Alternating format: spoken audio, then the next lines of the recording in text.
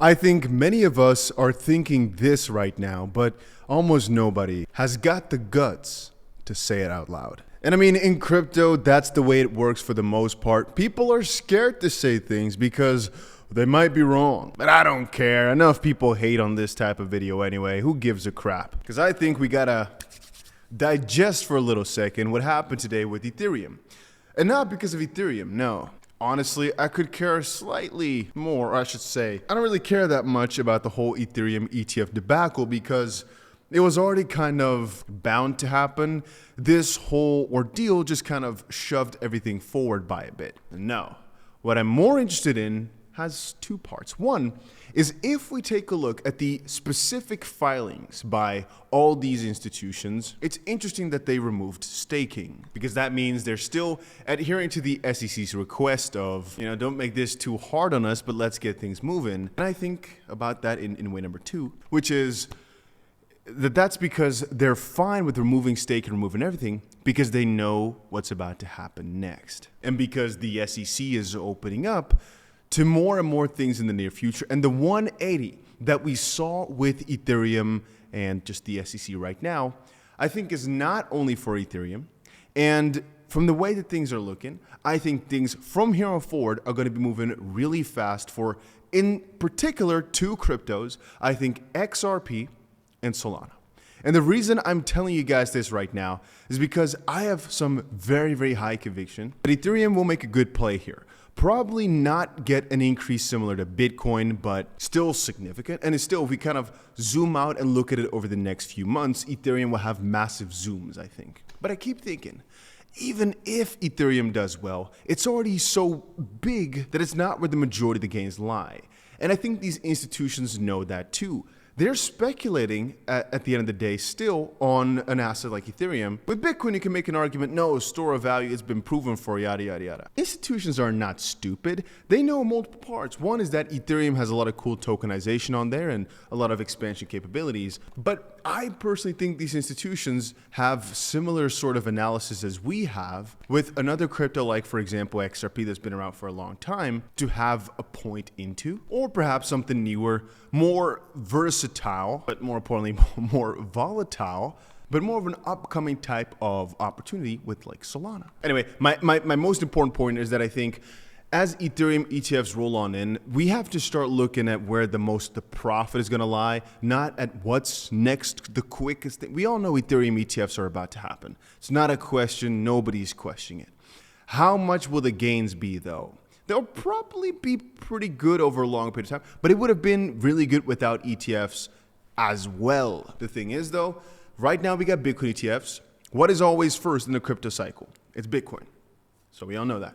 What's always second in a crypto cycle? It's Ethereum. And what is next for the ETF chopping block? It's Ethereum. So as of this point, if we're just talking about the cycle, we have ourselves the starting point of a crypto rally, Bitcoin and the Bitcoin ETF. Then we have the second part of a crypto rally, Ethereum, and then Ethereum ETFs. What's the next part in line? It is a big, heavy market cap altcoins. And again, if we're just looking at the list and we're being a bit realistic that we're taking away BNB, because Binance is in a lot of trouble all the time. So I don't think they're going to be quick to apply for ETFs for BNB. No, I don't think that's going to happen.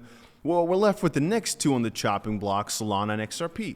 Now, again, I'm a fair judge here in saying TON had some issues with the SEC. Well, at least Telegram had, which, so TON is a little bit of a icky-wicky one. Dogecoin is a meme, so I don't think anybody's lining up to go file for that. I think that will take a significant amount of time. So if we're just looking at this top 9 here, we can even look at the top 10. ADA and Solana have had some complaints against them for being securities in the past. XRP has too, but there the lawsuit is almost over. I know I'm doing some wishful thinking here, but I'm just placing my thoughts out there on the internet, and that's all I'm doing here. I'm just, trying to relay a conversation I had with myself a few hours ago of why, and people don't agree with this, but why XRP in a lot of ways still makes sense.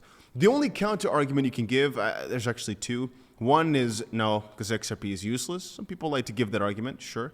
And second of all is that even if this were to come, the ETF, the price would still not move. I also think that's a funny argument. But no, let's again go over it. So Bitcoin started the cycle. It's already got the ETFs, though. It's blooming. Ethereum, usually next in cycle, and it's getting the ETFs. What's next? Well, maybe perhaps a Bitcoin ETH mixed type of ETF. But no, I think they're just going to go down the grayscale line, which is a Bitcoin, an Ethereum one, some big other altcoins, and then a mixed altcoin or a mixed crypto diversified fund. And out of this list, XRP is really your most prominent bet because they already had some of the hurdles fixed with the SEC. Again, theoretically speaking, it would have been better to go for XRP first than Ethereum. But first of all, Ethereum right now is what? 15 times as big almost as XRP is. So from that perspective, makes sense to go for ETH first. And second of all, if it was a battle between Ethereum with staking and XRP, it would have been a fair fight.